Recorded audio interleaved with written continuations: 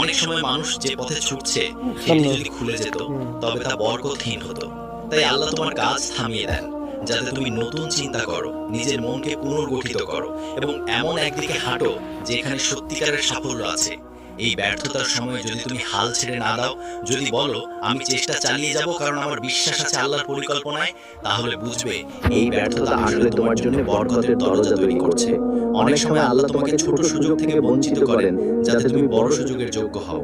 যেমন কোনো গরিব ছাত্র যখন একটা চাকরির জন্য ব্যর্থ হয় তখন সে ভাবে সব শেষ, কিন্তু কয়েক বছর পর সেই একই ছাত্র হয়তো ব্যবসায় সফল হয়ে হাজার মানুষকে চাকরি দিচ্ছে। তাই যখন তোমার জীবনে কাজের ব্যর্থতা আসে তখন এটা আল্লাহর পক্ষ থেকে একটা ঘোষণা যে তুমি এখনো তৈরি হচ্ছ, অপেক্ষা করো, বড় কিছু আসছে। ব্যর্থতা আসলে বরকতের আগমনী শুরু। পঞ্চম লক্ষণ, হঠাৎ অতীতের ভুলগুলো চোখে ভেসে ওঠা ও তাওবা করার আগ্রহ বাড়া। যখন আল্লাহ তোমাকে রিজিক দিতে চান তখন তিনি তোমার আত্মাকে